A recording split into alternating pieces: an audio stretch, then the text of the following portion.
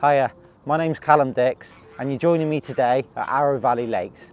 Now, I've taken a couple of minutes away from my fishing just to talk to you a little bit about pole rollers and the use of pole rollers in general. Now, personally, I think the biggest cause of pole breakages are pole rollers. People that use pole rollers not quite in the right way and using the wrong pole rollers. Now, the three that I've got in front of me today really are perfect for the job. I stick to a couple of different rules when I'm setting up my pole rollers and I'm picking what pole rollers to use. One of the rules is that if I'm fishing with a pole that's 10 meters or less, I'll always just use the one roller. I don't feel like 10 meters of pole is enough weight to warrant using two. Anything over 10 meters, 11.5, 13, 14.5, always use two pole rollers. The second rule is, when using two pole rollers, try and evenly distribute them with the spacings and always try and keep them at the same level.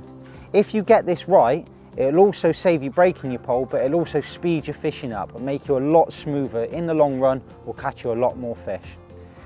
These three pole rollers I've got in front of me today are the new range of Maver pole rollers. First of all, we got the double flatbed competition XL. Now, if I was going to pick one out of the three to go everywhere and use, that would be the one.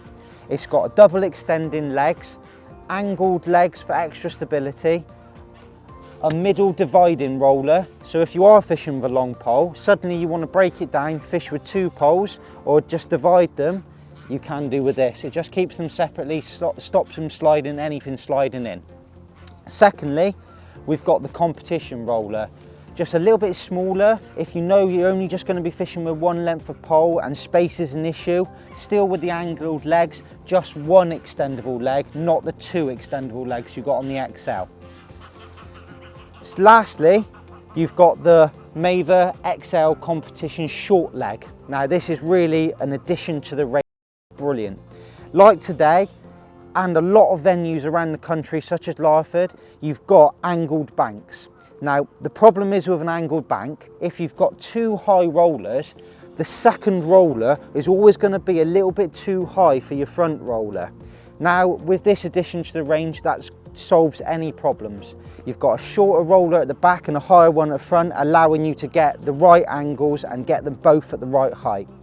With this range of pole rollers, any situation with any bank, you should be covered. So even if you have one, two or three of them in your range of gear, you'll always be covered.